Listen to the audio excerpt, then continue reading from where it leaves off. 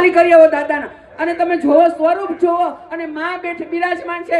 8 દિવસના જાગ છે, 8 દિવસ અવિરત ગોળીઓ જમવાની છે. એના પણ સ્પોન્સર એક જ દિવસના, એક જ કલાકમાં 9 દિવસના સ્પોન્સર મળી ગયેલા છે.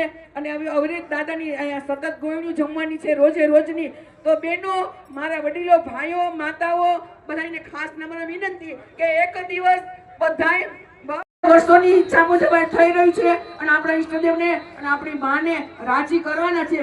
તો બધા સાથે મળી અને આ કાર્ય આપણે સરસ મજાનું કાર્ય આપણે દીપાવી ઉઠી અને રાજકોટમાં એક વખત ડંકો વાગે એવું કાર્ય કરવાનું છે. બોલો શ્રી વિશ્વકર્મા ભગવાનની.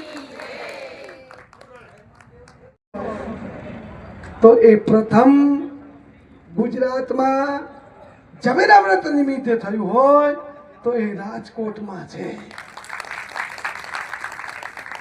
હવે એ તો અમે એક જ દાદાના દાઢીવાળા પ્રતિમા જે છે એ સ્થાપન કરવું હતું, પણ મારી ઈચ્છા કેટલાય વર્ષોથી હતી કે મારે આ કરવાનું છે કે વિરાટ વિશ્વકર્મા પ્રભુજી બિરાજમાન હશે.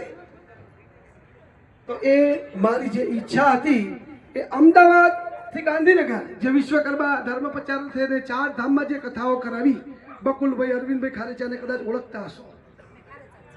હું એમની પાસે ખાલી મળવા ગયો હતો. મારે દરેક ઝવેરા વ્રતમાં એમનું દાન હોય. હવે આપણે દરેક દેવી દેવતાઓના મંદિરે જઈએ છીએ, રામ ભગવાનના, કૃષ્ણ ભગવાનના, હનુમાનજીના, ચામુંડામાં, અંબેમાં, બુદ્ધ ભગવાનની, દરેક દેવી દેવતાઓને આપણે માનીએ છીએ.